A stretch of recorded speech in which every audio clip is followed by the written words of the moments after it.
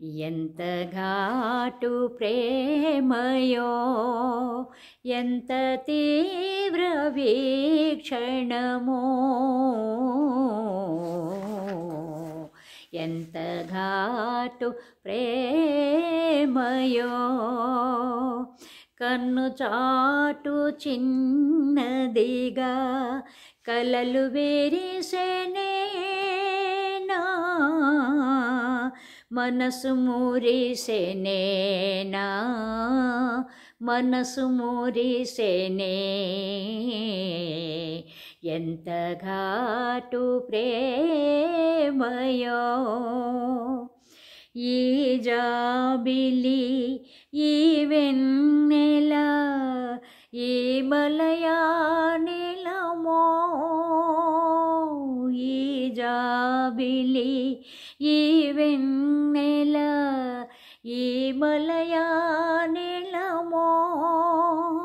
విరహములో వివరాలను విప్పి చెప్పెనే ఎంత ఘాటు ప్రేమయో.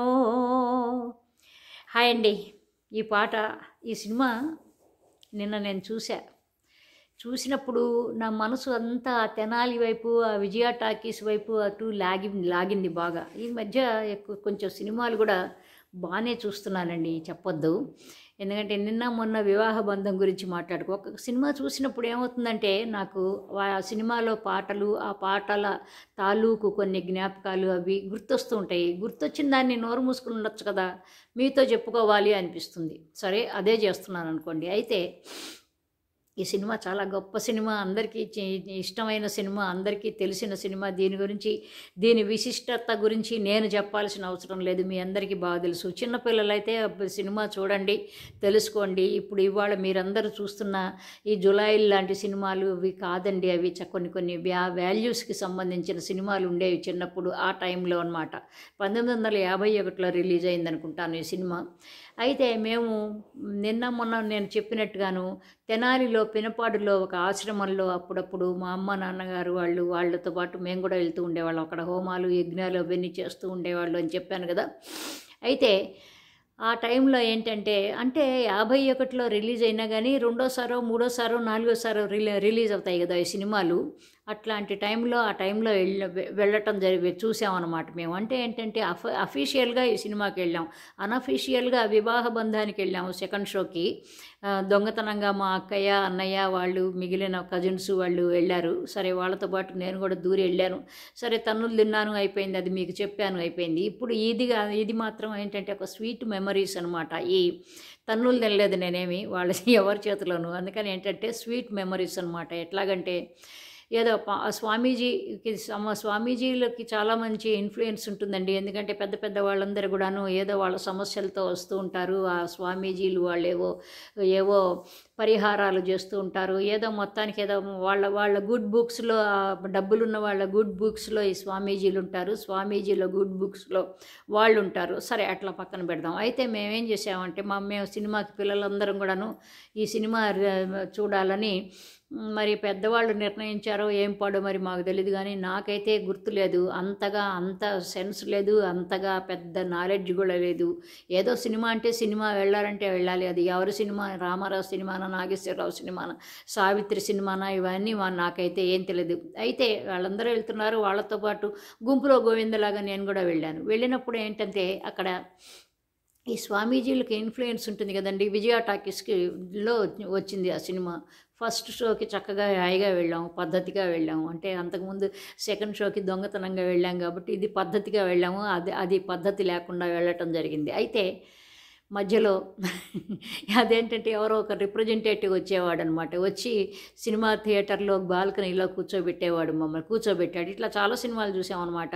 అట్లా ఆ ప్రాసెస్లోనే ఆ విధానంలోనే ఇది కూడా చూడటం జరిగింది. అయితే మమ్మల్ని అక్కడ కూర్చోబెట్టి ఆ రిప్రజెంటేటివ్ పార్థసారథి మావయ్య అనుకుంటా ఆయన నాకు బాగా లీలగా గుర్తులేదు, కానీ ఆయన మొహం ఎట్లా ఉంటుందో కానీ మొత్తాన్ని ఆయన పర్సనాలిటీ అది బాగానే గుర్తున్నది నాకు. అయితే ఇప్పుడు నాకు చిన్నపిల్లలు, నాకు 7-8 8 ఏళ్ల పిల్లనేమో బహుశాను. అయితే బాగా గుర్తుంటాయండి నాకు చిన్నప్పుడు విషయాలన్నీ కూడా బాగా గుర్తుంటాయి. ఎవరి బర్త్‌డే ఏంటి, ఎవరి జోడియాక్ సైన్ ఏంటి అన్నీ ఒకసారి చెప్తే బాగా గుర్తుపెట్టుకుంటా ఇప్పటికి కూడా నేను. అయితే మధ్యలో ఏవో కూల్ డ్రింక్స్ లాంటివేవో గోల్డ్ స్పాటో అట్లాంటివేవో తీసుకొచ్చి ఇచ్చాడు. అబ్బా! మాకు చాలా అసలు ఉబ్బి తబ్బిబ్బైపోయాం. చిన్నపిల్లలం గదండీ!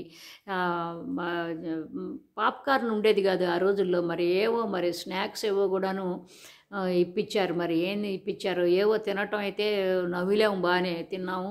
ఈ కూల్ డ్రింక్స్ తాగాము. గోల్డ్ స్పాట్ తాగినట్టుగా నాకు గుర్తనమాట. అయితే అబ్బా! చాలా అసలు కాలర్లు లేవు గానీ ఇట్లా ఎగరేసేసుకున్న అబ్బో! మనం ఇంత గొప్పవాళ్ళమా? అబ్బో! సంఘంలో, సమాజంలో మనకి ఇంత విలువ ఉందా అన్నట్టుగాను అంతే అంత మాటలు కాదులేండి గానీయండి. అది అట్లాంటి ఒక ఫీలింగ్ వచ్చిందనమాట. అయితే అట్లాగూ నిజంగాను ఆ రోజుల్లో ఆ పాట ఆ సినిమా చూసిన తర్వాత ఈ పాట నాకు మనసులో మెదిలింది కదా. తర్వాత కొన్ని రోజుల తర్వాత అదే రోజుల్లో ఆ చిన్నప్పటి రోజుల్లో మా నాన్నగారు కరణం గారు అని చెప్పాను కదా నేను. అల్లూరు కరణం గారు అనమాట ఆయన. అల్లూరు అంటే నిజాంపట్నం పక్కన, తెనాలి దగ్గరే ఉంటుందని. తెనాలికి 25 కిలోమీటర్లు, రేపల్లకి 25 కిలోమీటర్లు, పొన్నూరుకి 25 కిలోమీటర్లు ఇట్లా ఉండే దూరం అనమాట. అయితే మా నాన్నగారు చాలా రసికుడు, చాలా చాలా కళా హృదయంతో బాగా నిండిపోయి ఉన్నవాడనమాట ఆయన చాలా గొప్పగా ఆయన పేరు అచ్యుత రామారావు గారు అంటూ పిలిచేవాళ్ళు. ఆయన హోమియో డాక్టర్, ఎండి అనమాట. ఎండిహెచ్ ప్లస్ కరణీకము ఏదో చదువు కూడా చదువుకున్నాడు. సరే పాపం బాగానే ఉంది. అయితే ఆయన కళా హృదయంతో ఉన్నట్టు ఉండగా ఆయన పాట పాడుతూ ఉండేవాడనమాట.